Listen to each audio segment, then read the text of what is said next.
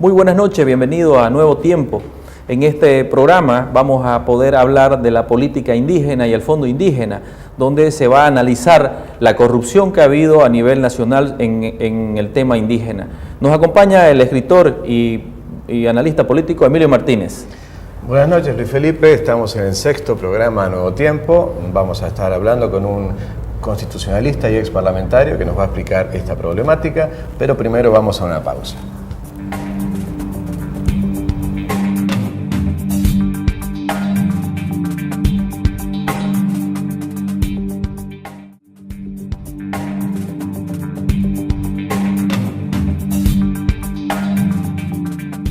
Le damos la bienvenida a Walter Arrazola, abogado constitucionalista, exdiputado, analista.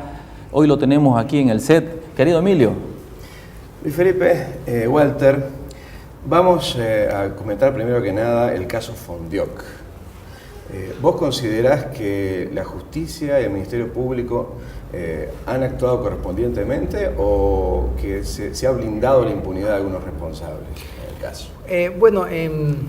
Dentro del derecho penal, digamos, las personas que conocen y trabajan en el ámbito penal saben que cuando quieren distorsionar una investigación o llevar a la verdad, lo que hacen es denunciar a todo el mundo.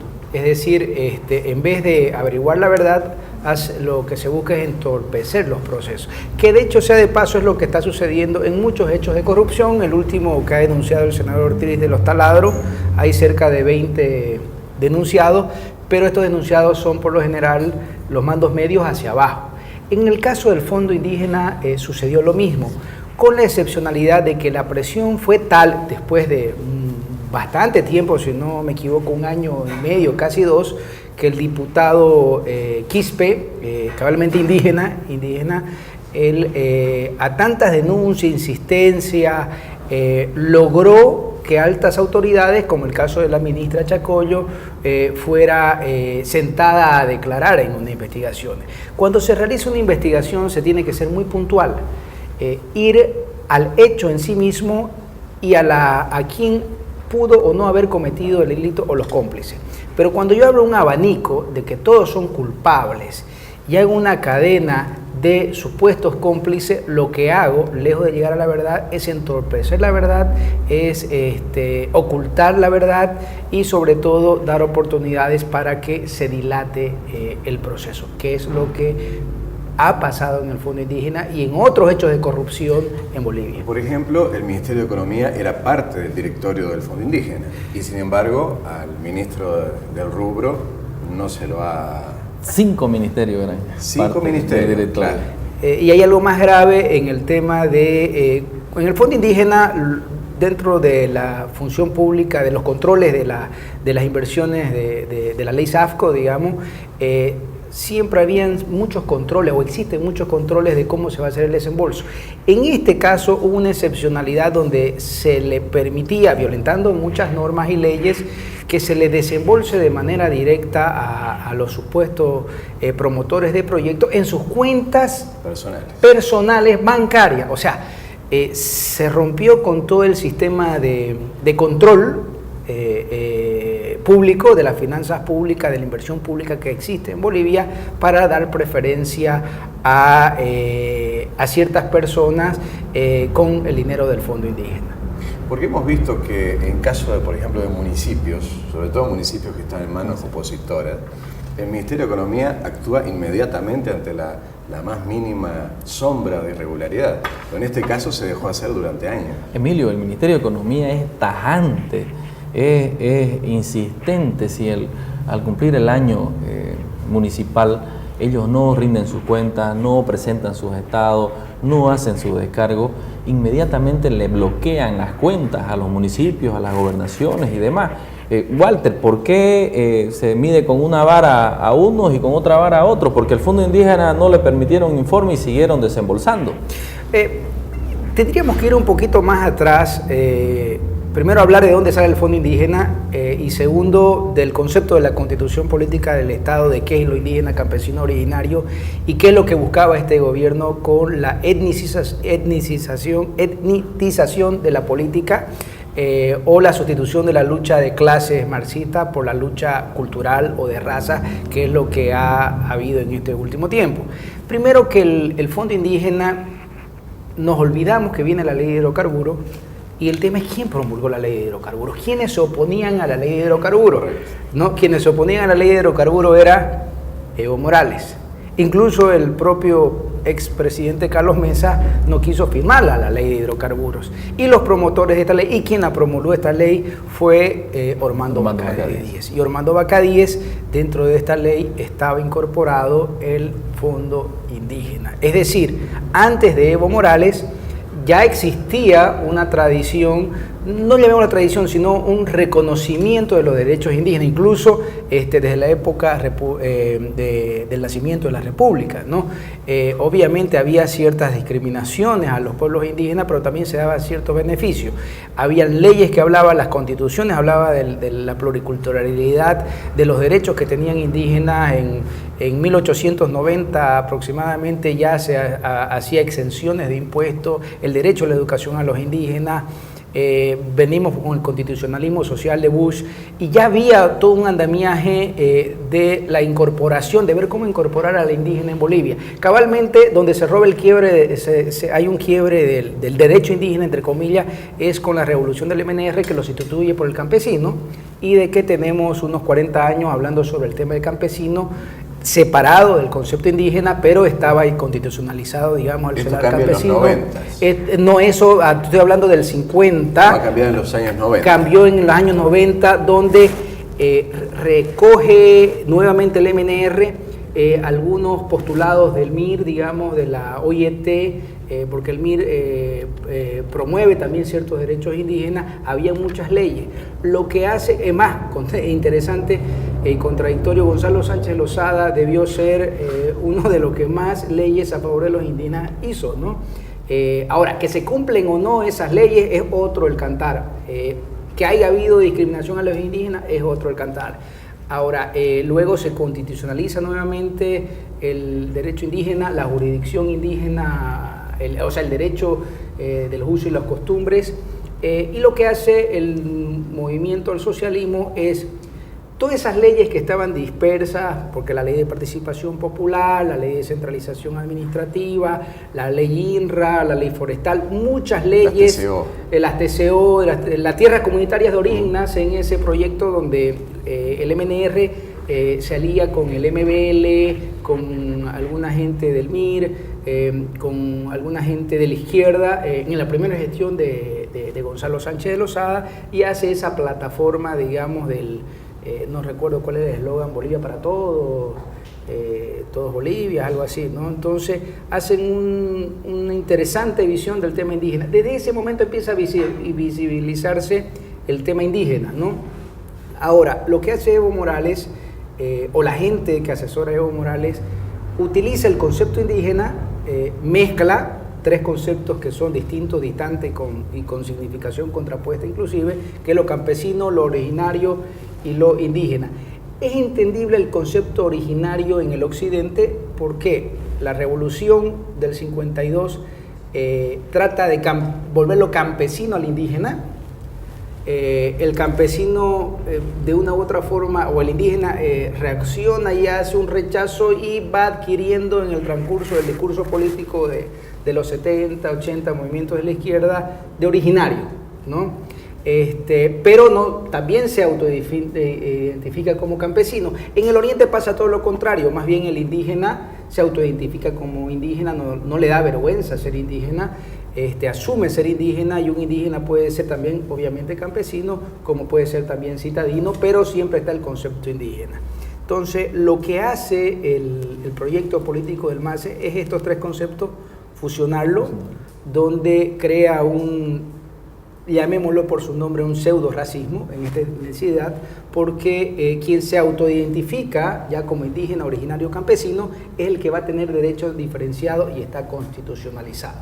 Le he hecho todo este pequeño análisis, que fue un ensayo que hice en el 2010, 2009, para entrar al tema del Fondo Indígena, porque con esa etnicización y diferenciación del otro, el MAS se contradice en sí mismo en su discurso y ha utilizado esto para defalcar estos fondos públicos y para conseguir otras cuestiones políticas de preferencia a través de supuesto uso y costumbre o de beneficio que la Constitución política le vaya a dar. Por decirle, es contradictorio cuando nosotros hablamos de que hay que mejorar las condiciones a los indígenas. Siempre se veía como una especie de discriminación positiva, se dice decir, darle mayores beneficios a los grupos minoritarios. Si son grupos minoritarios, se busca cómo mejorarle esas condiciones.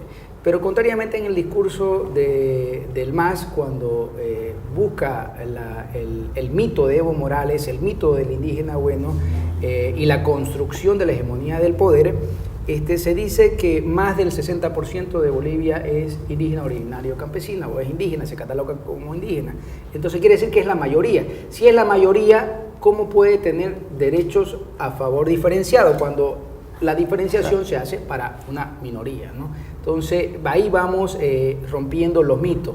Luego se hacen otras encuestas que van desmembrando, mejores encuestas, llamémoslas mucho más serias, digamos, donde hablan de la autoidentificación y se demuestra que no más del 35% aproximadamente es la población indígena en sí mismo, y la mayoría de las personas se autodeclaran como indígenas. Para Walter, con este mecanismo del Fondo Indígena lo que se hizo fue enriquecer a una burocracia sindical afín al oficialismo, digamos.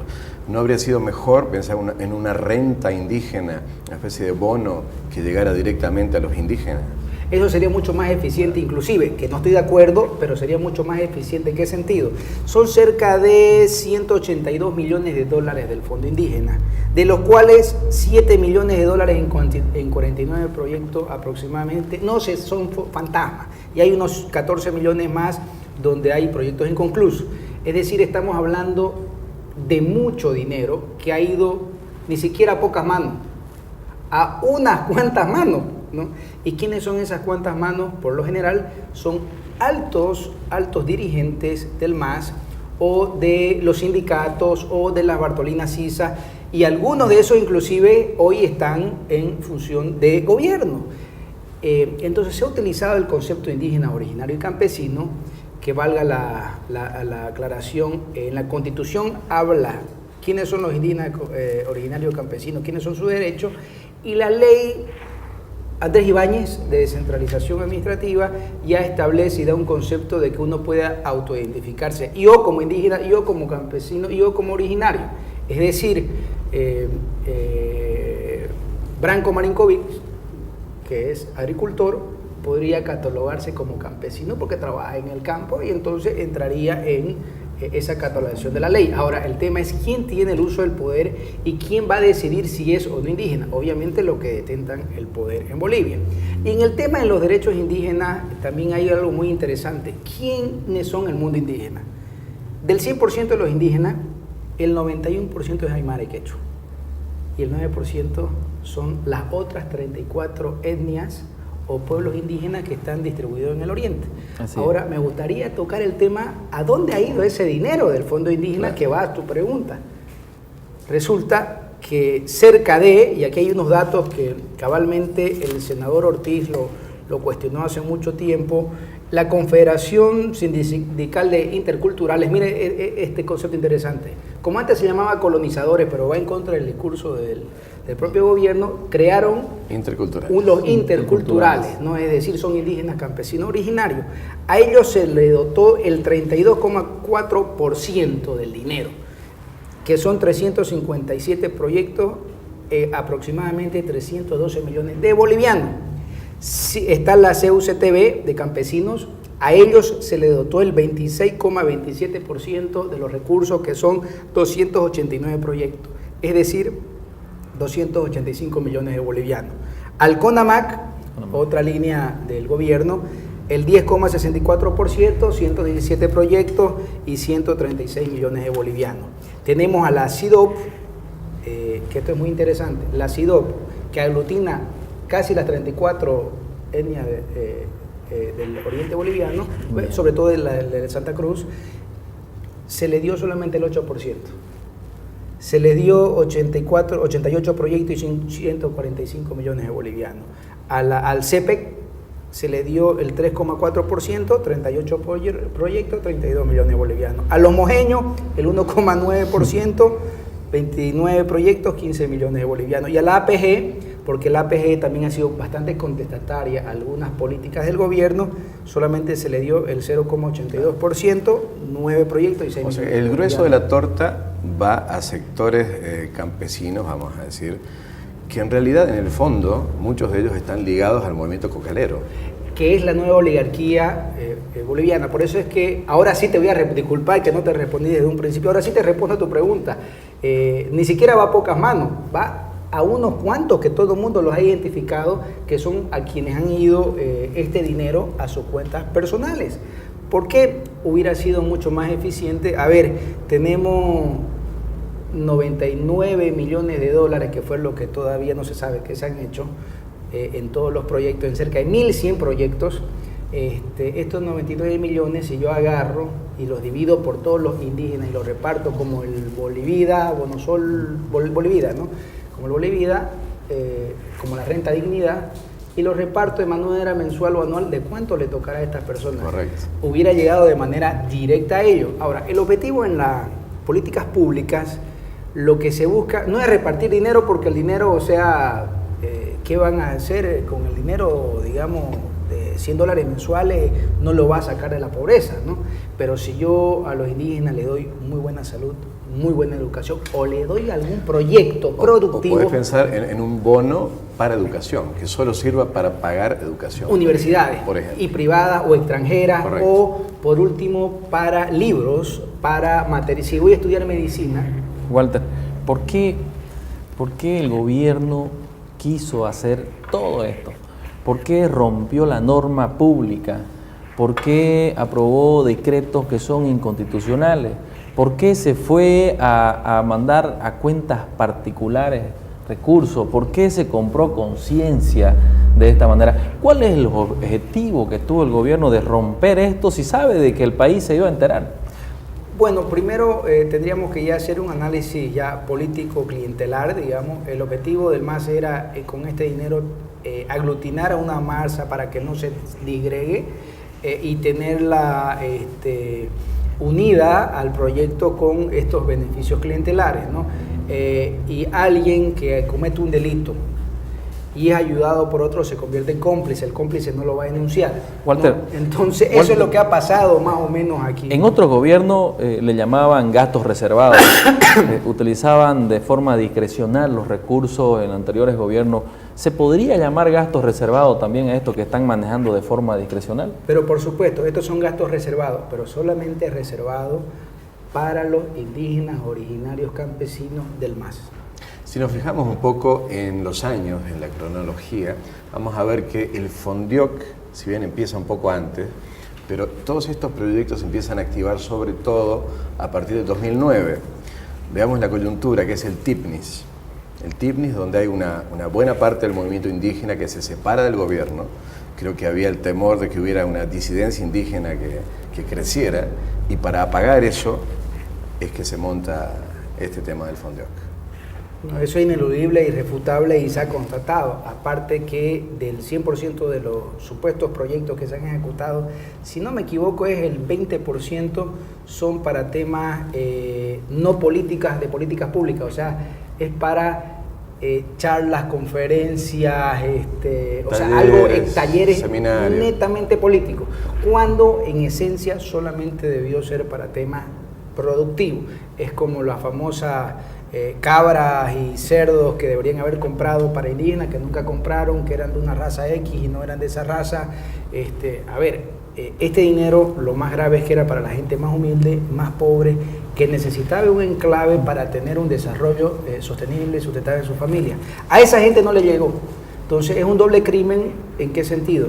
Primero, que se le ha robado el Estado, y segundo, le ha cortado el derecho y las aspiraciones de salir de la pobreza a los propios indígenas, que fueron supuestamente el discurso con que el MAS llegó al poder y hoy pretende tener una hegemonía total. Hay nuevos ricos en el país donde le ha llegado a sus cuentas 18 millones de bolivianos, 5 millones Bartolina Sisas y demás.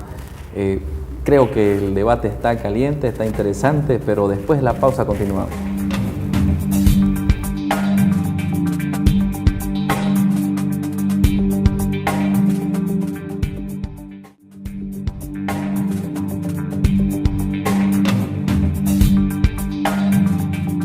Seguimos un nuevo tiempo. Antes de continuar la charla con nuestro entrevistado, con Walter Arrazola, vamos a ver algunas imágenes en exteriores que grabamos en la Feria del Libro durante la presentación del libro del senador Óscar Ortiz, que se llama Crónica de una traición y que trata justamente sobre el desfalco en el Fondioc. E inmediatamente, como la encontramos en la feria, a Susana Seleme, a la politóloga que nos acompañó en nuestro primer programa, aprovechamos y le hicimos algunas preguntas sobre este tema. Vamos.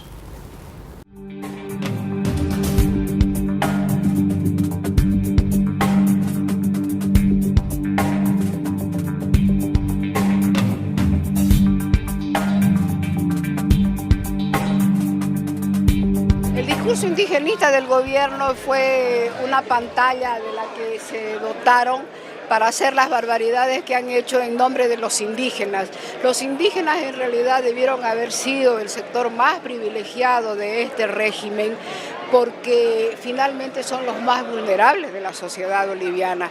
Y sin embargo los han utilizado, los han dividido, los han manipulado y a nombre de ellos han desfalcado las arcas del Estado con el famoso Fondo Indígena Originario Campesino. Oiga, son casi 700 millones de dólares del año 2010 al año 2014, cuando debieron haber sido la herramienta y el instrumento para que los pueblos indígenas logren su liberación a partir del desarrollo para salir de la pobreza en la que están sumidos. Teníamos la entrevista de la analista política Susana Seleme, donde ha explicado sobre el libro y sobre los problemas del Fondioc. Hoy tenemos la visita de Walter Arrazola, la cual creemos, Walter, que el desvío del Fondioc se ha perdido una gran oportunidad de poder ayudar a los pueblos indígenas. ¿Cuál es tu criterio? Es como dice el libro de Óscar Ortiz, que el título es bastante claro, ¿no? Es la traición. O sea, el MAS ha traicionado su propio discurso, ha traicionado a su propia gente, se ha traicionado a sí mismo. O lo que le dominaba a Juan Carlos Urenda, el Estado Catoblepa, que se comía a sí mismo. El MAS el Fondo Indígena se está comiendo a sí mismo el MAS. ¿Por qué? Primero, que era el cambio. Resulta que no ha sido el cambio, sino lo que han cambiado son los actores. De unos ladrones por otros ladrones, de unos corruptos por otros corruptos, de unos racistas por otros racistas, porque se ejerce el racismo a través de los conceptos indígenas originarios campesinos a quienes no lo son, ¿no? En ese entendido, el Fondo Indígena y el MAS ha perdido una gran oportunidad, porque era el momento oportuno para que los pueblos indígenas del oriente, del occidente de Bolivia mejoren sus condiciones de vida. Cuando uno hace un proyecto, y eso tiene que ser muy claro, todos en nuestra vida personal tenemos proyectos de vida, pero nosotros lo planificamos, sabemos cuánto vamos a invertir, para qué invertir, cuánto tiempo va a durar, cómo voy a ahorrar para conseguir ese dinero. El Estado también hace lo mismo, porque no puede sacar el dinero y un cheque, decir ya esto para vos, para que vos veas qué es lo que te conviene. Eso no lo debe hacer. Lamentablemente eso hace Bolivia, o lo ha hecho en estos últimos 12 años con Evo Cumple. Entonces un proyecto primero tiene que evaluarse, hacer el seguimiento de la inversión, o sea, tiene que haber un círculo virtuoso de en qué se está invirtiendo.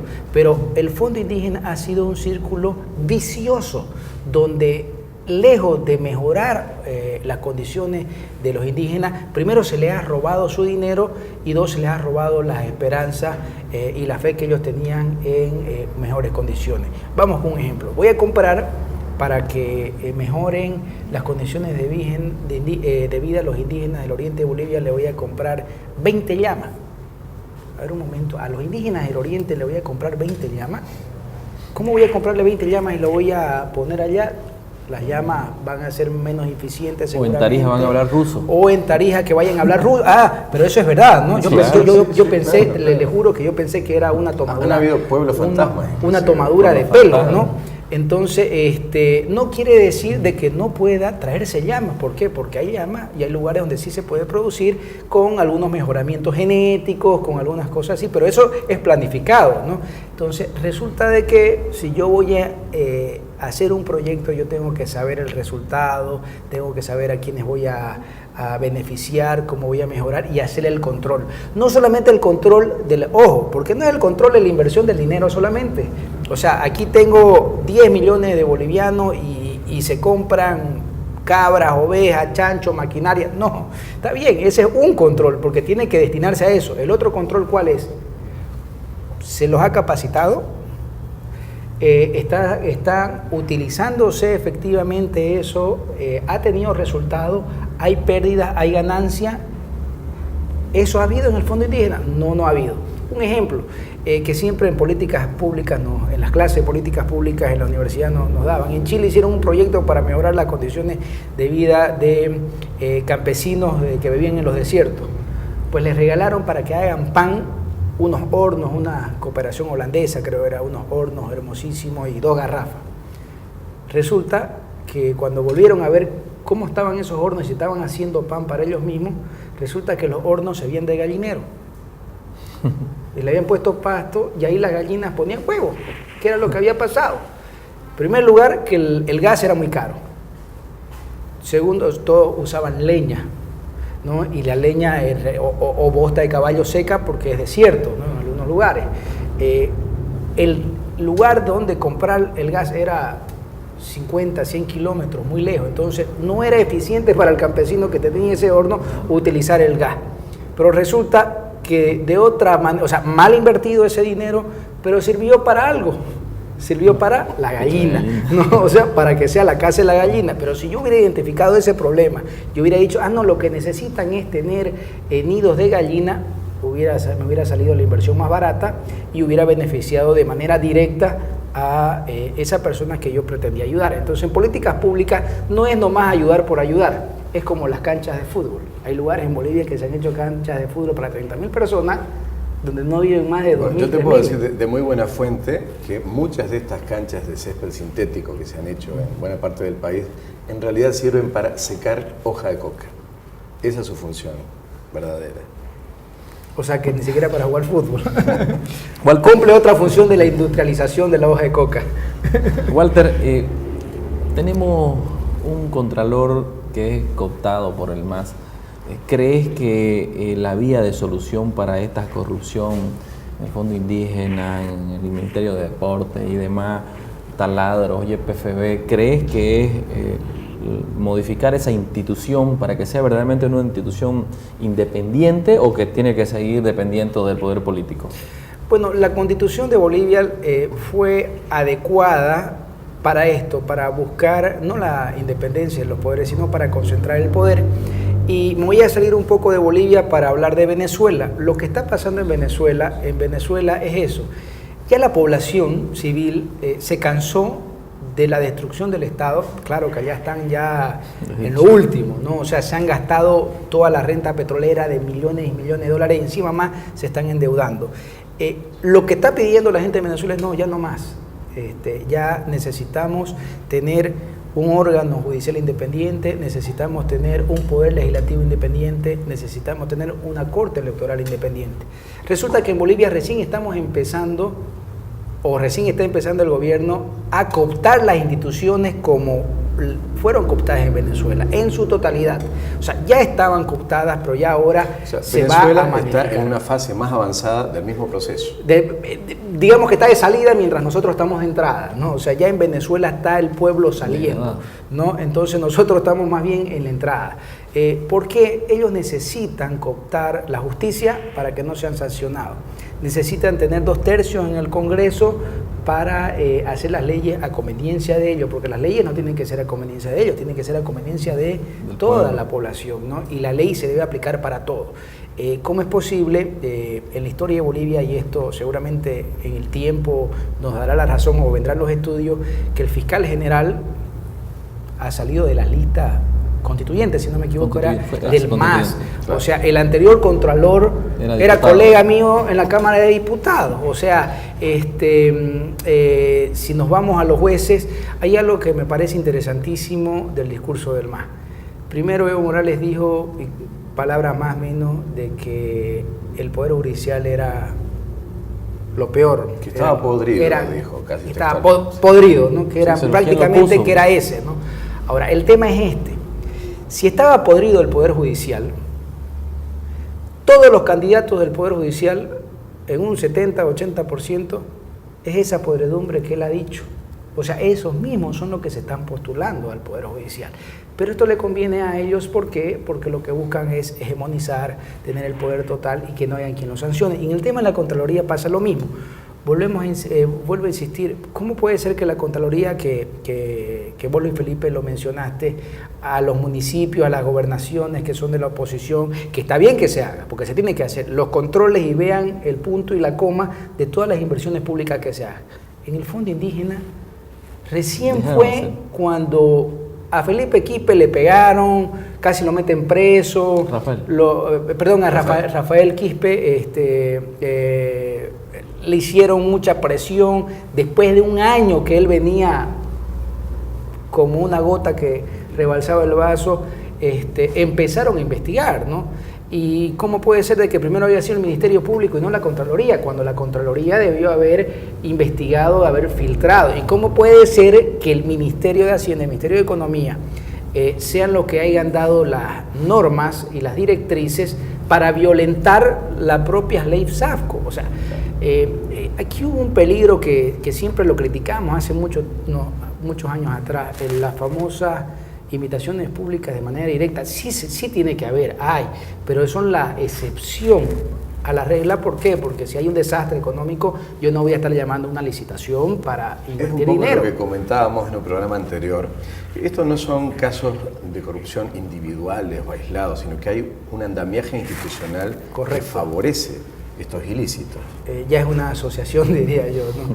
Expresada a través de un partido político, y que el partido político, en vez de decir que, o sea, solamente dice que están luchando contra la corrupción, pero no es decir, sino qué acciones de verdad está tomando para eliminar el tema de la corrupción. O sea, si yo entrego de manera directa dinero, para mí, esto es muy particular, ya es corrupción cuando yo doy dinero para una inversión pública de algo que no hay estudio y no se sabe para qué invertir. Eso se llama demagogia. ¿Por qué? Porque es el dinero de todos los bolivianos. Y nosotros los bolivianos somos pobres. Por circunstancias en la vida, tuvimos un ingreso extraordinario de los recursos de hidrocarburos. Ahora el tema es, ¿hemos aprovechado adecuadamente esos recursos? ¿Eso nos va a servir para apalancar el desarrollo de los próximos 10 años, 20 años? Creo que no, y las estadísticas están diciendo todo lo Bolivia ha contrario. recibido, se estima que el equivalente a medio plan Marshall durante estos 11 años. Es decir, el plan imagínate. Marshall con el que se reconstruyó Europa después de la Europa. Segunda Guerra Mundial. Ya, ahora, si no me equivoco, en el anterior programa que tuvieron, hablaban sobre el tema de la biotecnología. O sea, no puede ser de que en Bolivia no hayamos trabajado en los sectores no extractivistas y que generan empleo. Se ha caído el sector del hidrocarburo, de la minería, y en vez de proteger y hacer políticas públicas para el sector agropecuario, lo que han hecho más bien es ponerle trabas no a la inversión y la importación de semillas transgénicas, cuando en todo el mundo está produciendo transgénicos. No existen programas claros para crediticios para las pequeñas personas, para los pequeños productores, y el tema de la inevitabilidad de la tierra. O sea, hay muchos factores que el Estado, como política de Estado, debería haberlo realizado para transformar Bolivia en 5, 10, 20, 30 años. Lo que se ha hecho solamente es agarrar una chequera, como el niño rico o la familia rica que recién recibe $1 millón y empieza desesperado a comprar todo, y cuando acuerda se acabó el $1 millón y está en la calle. Walter, la corrupción en el país le llega a Evo Morales. Evo Morales es corrupto. El discurso indígena se ha caído, se ha desmantelado. La corrupción en diferentes estamentos del Ejecutivo se ha visto, se ha demostrado, lo hemos demostrado en diferentes temas con documentación. ¿Cuál es tu forma de pensar? Y yo creo que una persona que miente, que no dice la verdad, que se contradice, ya de hecho va diciendo mucho de su ser. Una persona que reconoce a un hijo sin verlo, que lo inscribe en un registro, para mí ha cometido delito.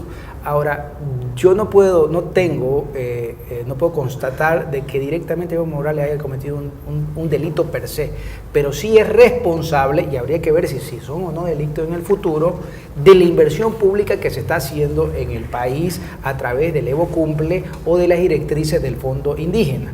Entonces, cuando aclaremos qué ha pasado con el Fondo Indígena, dónde está ese dinero, determinaremos si Evo Morales fue cómplice o no, si tenía la información o no. No creo de que Evo Morales no tenga la información de a quiénes se daba el dinero, pero como dije en el principio de la entrevista, cuando uno quiere ocultar algo, lo que hace es acusar a muchos para desvirtuar las responsabilidades que se tiene. Has hablado del hijo, digamos, el caso CAMSE, se han manejado más de 550 millones de dólares. ¿Vos crees que ha llegado algo a las arcas de Evo Morales? Claro que ha incrementado su patrimonio, lo hemos visto desde que inició hasta ahora, por 3 millones, si no me equivoco, un poco más. Claro. ¿Cuál es tu criterio? A ver, ¿cómo no va a incrementar el patrimonio de Evo Morales? La persona que me está viendo paga la luz, paga agua, paga teléfono, si tiene hijos, paga el colegio de sus hijos y tiene que alimentarse durante un mes. Entonces, del sueldo que tiene, no le alcanza para eso, por eso es que su esposa trabaja. Y por lo general la pareja tiene un patrimonio familiar que es con el que va sosteniendo todos esos gastos que tiene. Evo Morales tiene agua gratis, luz gratis, teléfono gratis, avión presidencial gratis que cuesta, si no me equivoco, el minuto $3.000, no sé cuánto, ¿no? Entonces, y viaja cada rato, ¿no? Entonces, él no está teniendo ningún gasto. Entonces, el dinero que él gana a fin de mes es neto, él no paga impuestos, ¿no? Entonces, habría que ver qué pasa con nosotros, las personas que pagamos impuestos. Pero igual no da para llegar a 3 millones. Eso lo veremos cuando volvamos a una justicia independiente, a un ministerio Correcto. Público independiente, cuando estemos institucionalizados y cuando la gente empiece a tomar conciencia de que el tren del desarrollo o la chequera del desarrollo que teníamos se la gastaron y se la pagaron. Que es la gran diferencia, por ejemplo, con lo que ha pasado en Brasil, donde sí se mantuvo una justicia independiente y hemos visto cómo se ha destapado el mega caso de corrupción de Odebrecht, que hasta ahora vemos, a ver si no salpica a Bolivia también, ¿no? Lo hemos tenido Odebrecht en Bolivia y en casi en todo Sudamérica. La carretera del Timnis todavía ya se estaba hablando sobre quién estaba por construir la carretera del Timnis, que era una empresa brasileña. Claro. Es todo un pool de empresas que estaban ligadas a la bioceánica, un tramo de la bioceánica. Correcto. Está interesante el tema, vamos a ir a una pausa y ya seguimos.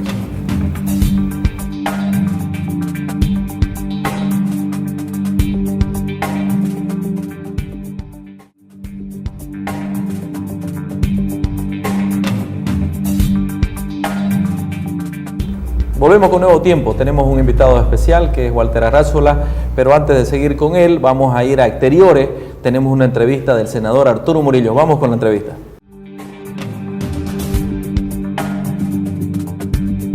El caso del Fondo Indígena ha sido parado gracias a las denuncias que ha hecho la oposición, gracias a las investigaciones que hemos realizado en el Parlamento, un trabajo muy fuerte que ha hecho mi colega el senador Ortiz.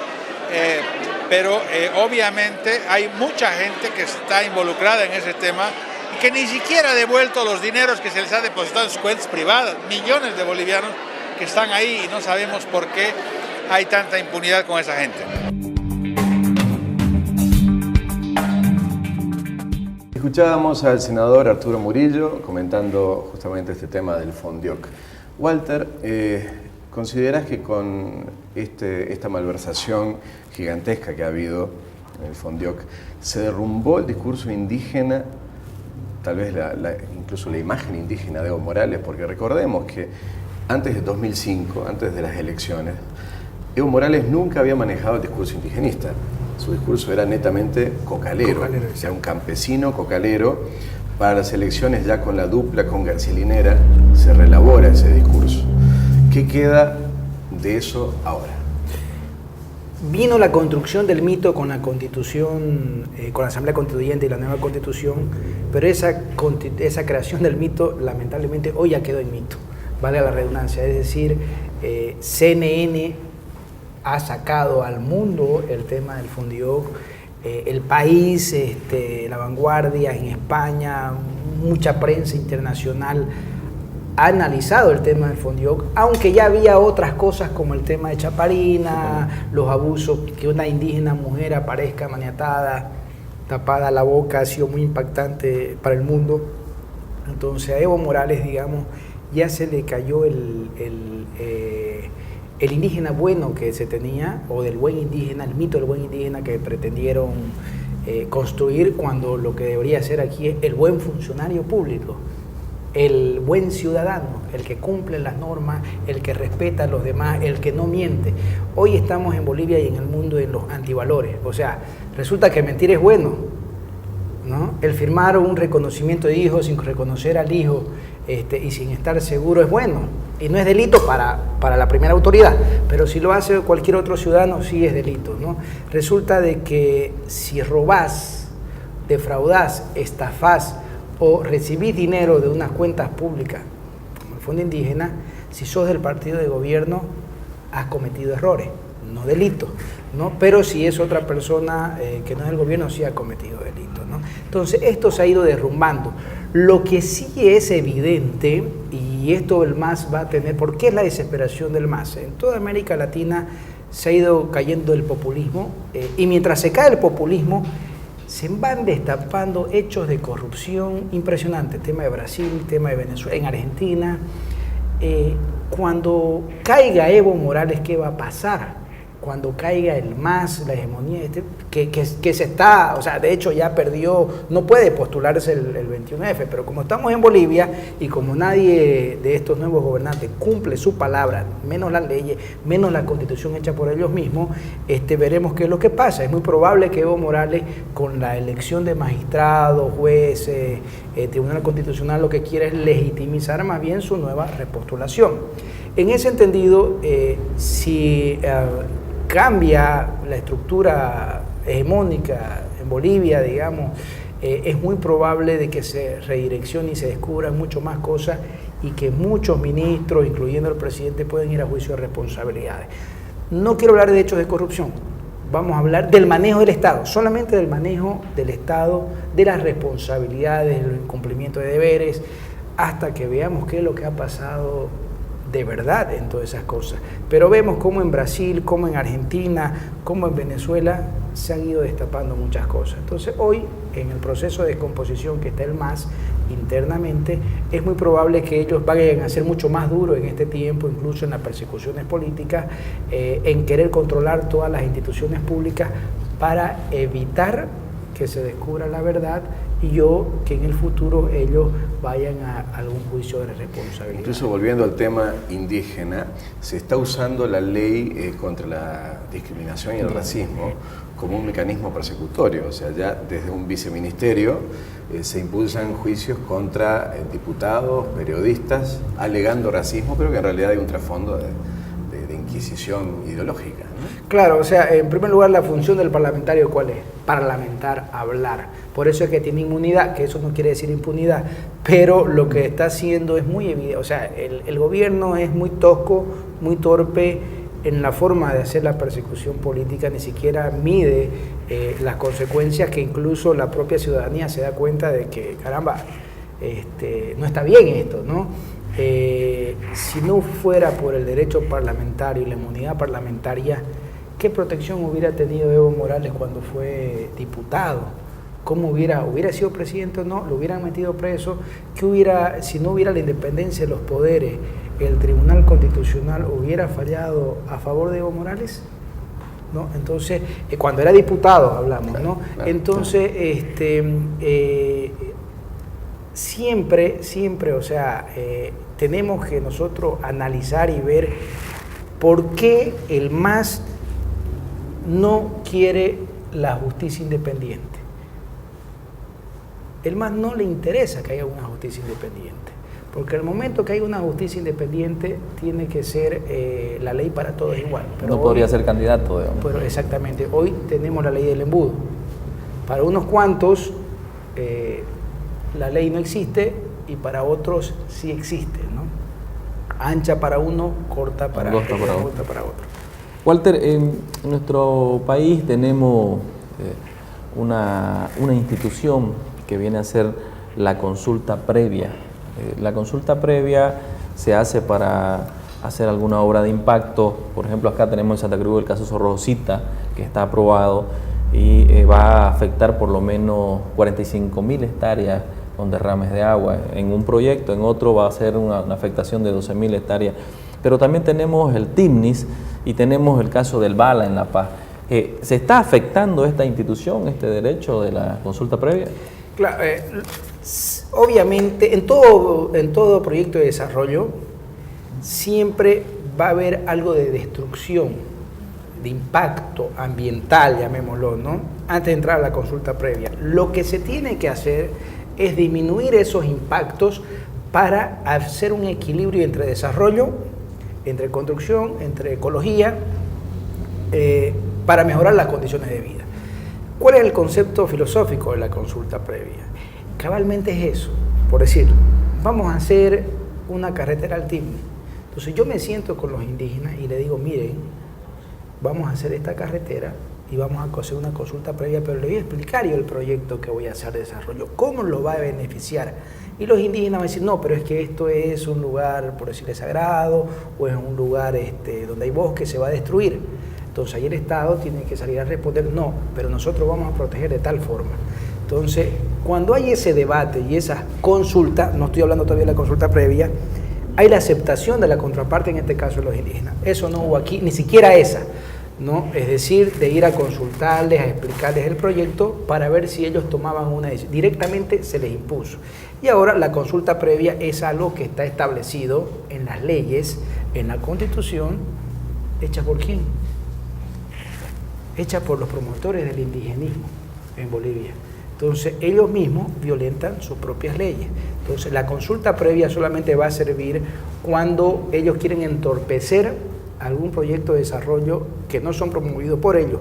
Pero cuando es para ellos, ellos le meten nomás, como diría el presidente, ¿no? Claro. Walter, desde el gobierno se ha estado buscando cooptar las organizaciones indígenas. Hemos visto el caso del CIDOB, aquí en el oriente, caso del CONAMAC en la zona andina. Es decir, se está coartando la libertad sindical de los pueblos indígenas. Se los coarta y se los presiona de distintas maneras. Un ejemplo, el Fondo Indígena era una de ellas.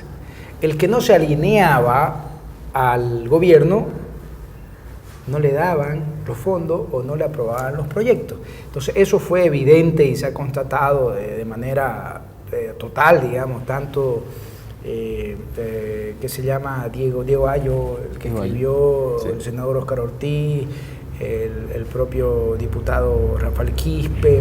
O sea, han habido personas que han demostrado, constatado con evidencia y con prueba todo lo que ha sucedido. Y quien no se alinea a ellos no recibe el clientelismo político. Y esto es muy importante, el clientelismo político fue criticado por el movimiento del socialismo antes de asumir el poder. Y se hablaba de los familiares, diputados, senadores, que eran roscas familiares que estaban como diputados, no le daban espacio a las nuevas generaciones de los partidos políticos. Se hablaba de que en las gobernaciones, en la alcaldía, en los ministerios estaban toda la gente de familiares. Y resulta que hoy ese clientelismo político ya no es malo, es bueno. Resulta que ya no se aplica el estatuto del funcionario público. Qué irónico que en Bolivia, la Bolivia del MAS, llamémosla, existen los funcionarios públicos ahí, interinos, o sea, todos son ahí, y no hay la carrera administrativa. No le interesa que exista carrera administrativa, porque una carrera administrativa conlleva méritos. Yo me espanto, he sido profesor de Derecho Administrativo, me gusta mucho el Derecho Administrativo, en la aduana, en Impuestos Nacionales salen convocatorias públicas, pero convocatorias públicas para cargo y todo, para cargos interinos. Entonces, ¿cómo voy a hacer convocatorias públicas para cargos? Directamente los elijo de manera directa, ¿no? Si voy a hacer una convocatoria es porque voy a hacer una preselección de cargos públicos. En Bolivia hacen convocatorias públicas para cargos Los interinos. interinos. Y las leyes laborales, por si acaso, el Estado es el primero en violentarlas. Al que se las aplica es el empresario privado. A ese sí, si no las cumple... Walter, abogado constitucionalista, ex diputado, vamos a continuar en el próximo bloque con las conclusiones sobre este tema muy importante. Vamos a la pausa.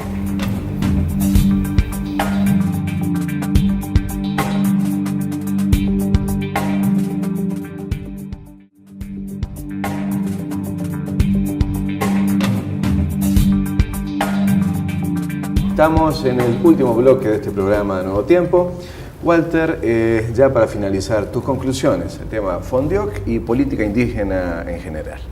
Bueno, lamentablemente el dinero que estaba destinado a los indígenas no fue a los indígenas, fue a unos cuantos jerarcas del partido de turno del gobierno. Y dos, que no solamente hay que invertir el dinero por invertir, como se hizo en el Fondo Indígena. Debe haber una planificación de proyectos de inversión, que Bolivia tiene mucha experiencia y es más, por si acaso. Las mejores políticas públicas se han inventado en Bolivia desde el 85 hasta antes que llegue Evo Morales. Exportábamos visión de política pública. ¿En qué fallábamos? Ya en la aplicación. Resulta que nosotros muchos modelos de políticas públicas le hemos llevado a muchos países y han funcionado, pero en Bolivia no funcionaba. ¿Por qué? Por la corrupción, por el manejo discrecional que se le daba, y en otros países sí funcionaba. Pues resulta que ahora ya no funciona nada, ni hay política pública adecuada, ni la inversión es correcta, ¿no? Entonces, lo que a nosotros nos toca como bolivianos, como ciudadanos de bien y responsables, es hacer un control y un seguimiento de la inversión pública boliviana y de los responsables que se han robado este dinero o que han invertido mal, porque invertir mal también es una forma de corrupción. Correcto. Querido Walter, muchas gracias por venir a nuestro programa. Te agradecemos por esta amplia sapiencia que hemos podido compartir con la gente. En mi criterio y en conclusiones sobre este tema, creo que se ha desmitificado el tema indígena en el país. Se han mal utilizado los recursos económicos, no han sido efectivos en poder ayudar al sector indígena, y creo de que se debería procesar correctamente a todos los culpables de este tema y de los que se hayan enriquecido a costa del Estado. Emilio. Creo que el discurso indigenista fue una máscara, en realidad, para un proyecto político neo-autoritario que ha ido desmontando las instituciones republicanas desde adentro, y esa máscara creo que ya se cayó ante el mundo exterior, ¿no? En cuanto al Fondioc, creo que hubiera sido más eficiente, un gasto social más eficiente, dirigir esas regalías indígenas a una renta que llegara directamente a las personas y no a una burocracia sindical. Con esto concluimos en Nuevo Tiempo. Agradecemos a nuestro invitado Walter Arrazola, exdiputado y abogado constitucionalista. E invitamos a todos nuestros televidentes a seguirnos los domingos, lunes y jueves a las 10 de la noche. Muchas gracias.